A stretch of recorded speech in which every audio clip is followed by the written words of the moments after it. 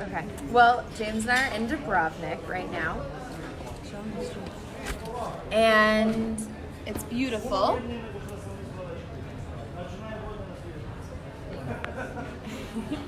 And we've been traveling together now for about a week, and it's going really well. Yes, it is.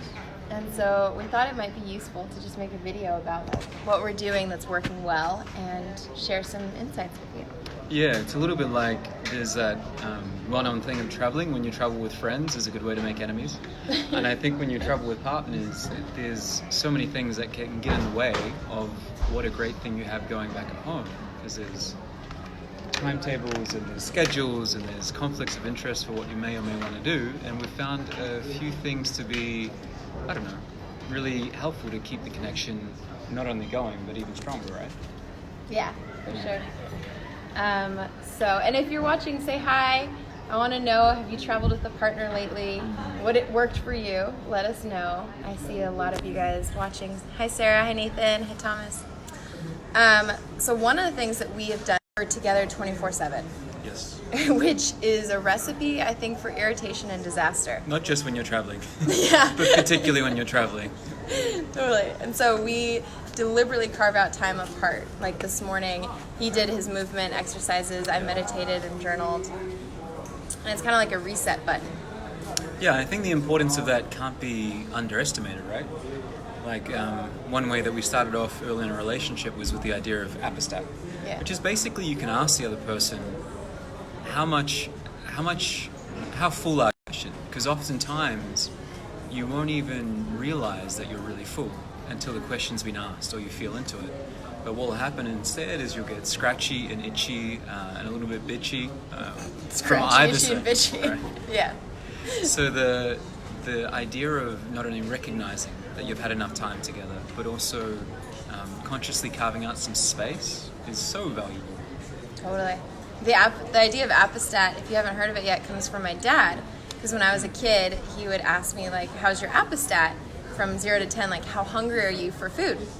And we learned to stop eating when we were at, like, a 6 out of 10 when you're satiated. And I love that concept. And we talk about, like, how's your apostat? Because what I noticed is, like, if it's been so good and we've had so much time together, I will get kind of that, what do you call it? Scratchy, itchy, bitchy. Yeah.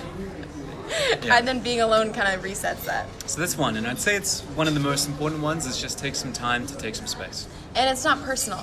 No. That's the other thing is like all of us get full. Like I don't expect James to want to be around me 24/7, and I don't think you expect that from me either. I don't. Frederick says distance creates attraction. Old Sufi master told me otherwise no breathing. Exactly. Breathing space is important, man. Yeah. And the other one, another one we were talking about, should we do ritual next? Another one is ritual. And ritual is a really interesting thing as part of a conscious way to live. But the power of it can be harnessed to really deepen connection. And it helps to have something that you do wherever you are before you go traveling. So it's already part of your world. Yeah. And so when you go traveling, it becomes much more easy. So our ritual came from Megan, actually. Do you want to tell them about it? Sure. So every morning, usually we do this over yerba mate, but sometimes coffee. We share 3 gratitudes, 3 things we're thankful for, 3 appreciations for the other person, things that they've done lately that we appreciate, and then 3 desires, things that we want to create or do or experience together, or separate. Yeah, and you can do any variation, but that's just a good place to start. And the most important time to do it, I think with any ritual, is when things are going really well. Because if you can cement it in as a practice, that happens without any thought going so well. And when they're not going well is when it's really important, right? Yeah. Like, how do you feel after we do this ritual each time? I always feel more connected. I was just thinking about this morning. We felt like a little distant. Yeah. Like, I was really talkative. He was more quiet. And I was like, what's wrong with you? What, come on. And then he's like, let's do our ritual. And after it, just like, I was like, oh. Like, there's something about doing rituals together that creates stability. Yeah, totally. For me. Like, it's something I can count on. Yeah. And as you speak, I realized it's also like taking a little bit of home with us here. Yeah, exactly. Because everything else, so when we do it, it's almost like a connection back to our normal world. All right, what's the next one? What is the next one? I totally forgot. We were talking about this on the walk, and then I'm like, Well, that was two. There's also planning. The planning one. Planning and then the attraction. Yeah. Planning is interesting. So, I have found, do you cutting off? There we go. They want to see you too. That usually in a couple there's the planner and the, I don't like the word follower, but I don't know. Planner and supporter. And because you can't both be planners. No. Like if both of us are trying to navigate to the restaurant, or both of us are trying to figure out what we're going to do this afternoon, it can be like this. Totally. And it doesn't actually matter who's the planner and the supporter, as long as one of those roles is defined within the moment. It doesn't have to be out loud, but it's pretty obvious once you look into it. And I know as someone that's more masculine, especially in this relationship, but in generally, planning is something that is, it comes naturally. I think about plans, I think about what we're going to do next, I think about where to get to. It just happens all of the time. And what's really important for me to remember is to remind or include Megan in the planning that I'm doing. Because if I don't, what happens is I make a plan and then she wants to add into the plan. I'm like, you can't add into the plan. We already have this plan. We're going somewhere. She's like, what plan? Because I've kept it a secret. And I think it's kind of a guy thing to do this. And it's also really hard to adjurate or adjust the plan once it's in motion. But what can be really helpful is when I'm creating the plan to let her know, then she can add into what's going on. Or vice versa if she's making the plan of what she wants to do and where she wants to go. And then we can make it together. And then the plan's set and we know exactly where we're going. Yeah. I feel very passionate about planning. He does, very passionate. And the thing that I've realized on this trip and before is that I actually don't like to plan. Like I don't really like to figure out the route and figure out the logistics and figure out when to take what bus. But what I do like is having the things that I want to have. And so, for example, I told James, I want to go for a swim in the ocean this afternoon. So now he's thinking about what's our plan this afternoon. He's incorporating the things that I want into the plan, and can be the desire, this is the experience, and then the mask can be okay, how do we do this and in what time frame? And yeah, very much. And sometimes we switch. Sometimes we switch, like today. Yeah. Like today you held the plan, and then I'm like, okay, I can release the plan and give the plan over to her. But I'd say almost every couple will struggle with this when they're going on some kind of vacation. They'll also struggle with it at home. The value of planning is huge, and if you want to hear more about it, then Celebrating Partnership by Alison Armstrong. So good. She explains it in a beautiful way. It really makes sense. Really helped me with all, not just relationships like this, but also with my mom, and my dad. So good, because the thing it helped me with is I can surrender control and follow his plan if I know that my desires will be listened to and heard. Yes, totally.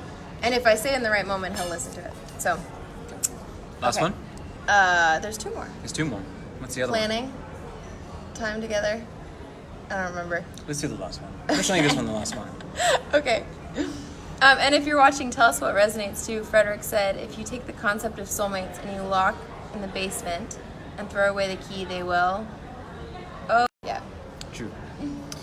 The last point. So far, we've had a few different ideas. One is, ritual. One is planning. One is taking space.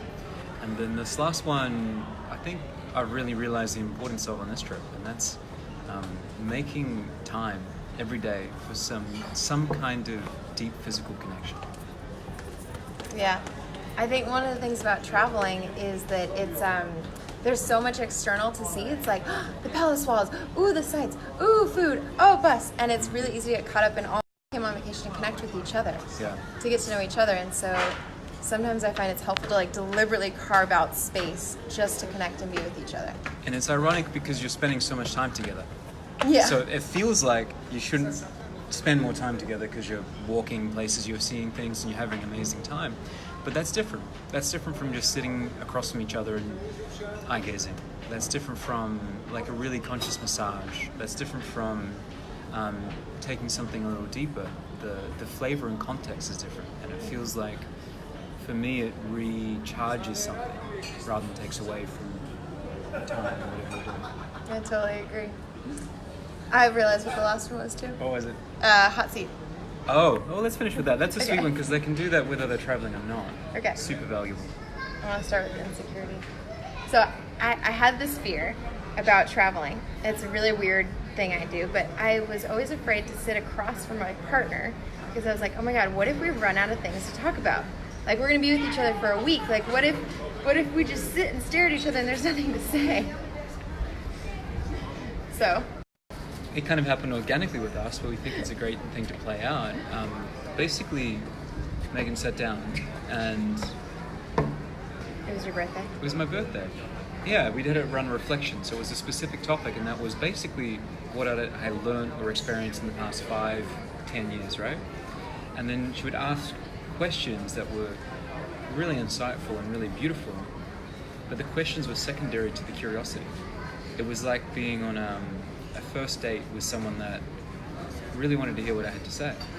And so often as couples, being around them so much, we assume the way they're going to act. But the truth is, when you realize they've led a whole rich life up into you and leave a rich internal life even with you, there's so many things and so many layers that are really curious just if you take the time to take a look. I found that we did this with a dinner where basically all attention was on him, and I was just like a beginner or like an alien, just like, who is this human? How does he think? What's important to him? And just asking questions. And it was so cool, the things I learned and the things that came out of it. Just learning him on all the attention on me and asking me a bunch of questions. It's like playing hot seats. Hot seats, yeah. And a great way you can do it is put a container around it. So set a timer for somewhere between 20 and 30 minutes. And then you can sit down with your partner and choose a topic. Like, what's the topic that you really want to be interested in? Because if it's totally open and broad, it becomes less concentrated. Yeah. So if you can pick a topic of their life, like where are they going? What do they want to do? What was some life lessons they got? And you stay with them and just be really curious. You'll see what comes out. You'll be, really surprised, I think. And about this person. The curiosity is more important than the good questions. Yeah, exactly. Well, summarize? These are different ways that you can connect and go a little deeper when you're traveling, which is traditionally a place where couples have a lot of issues. Couples, friends, whoever you travel with. If you travel with a friend, you know what I mean. So some of the ways that we found really helpful are, the first one was? Taking space when you need it. Paying attention to like, how hungry am I actually to be together with this person? And noticing if you're feeling a bit scratchy, that it may have nothing to do with you or the other person. You may just need some time. I forget. Number 2 was not taking space. Ritual. Having a ritual. Something that you can do every day that's simple, short, and sweet, and that brings you closer together. Always good to include some gratitude in that one. Yeah. Number 3 was, let's say, making time for connection, especially physical connection, amongst all the craziness that's happening on your vacation. Mm-hmm. And I just did a post on this, so that you can get inspiration there. Cool. And hot seats. Hot So seats. how to never have a boring conversation. Yes. Put someone on the hot seat and ask them questions. And whatever that other one was. That was the best one. So if you're just tuning in now, you're going to have to go back to the start and watch the whole thing and then remind us. Please, Remind us if you remember, because we forgot. Thanks, Dean. Yeah, hi Dean. Good to see you guys. And with that, travel is also a way people can get more connected. And so I'm going to start offering couples intensives in Bali. And so if you're in a relationship and you feel like you've been get reconnected, you can come to Bali, spend a week with me. I'll curate experiences and activities that will bring you closer together and reignite kind of the spark and the passion and the reason why you're together in the first place. So if you're interested in that, send me a message. Very, very nice. And if you've been watching this and have some tips that we missed out or some things that you think help, so anyone that's watching knows, make sure you drop them into the comments too. All right, bye guys. Love from Dubrovnik. Finish.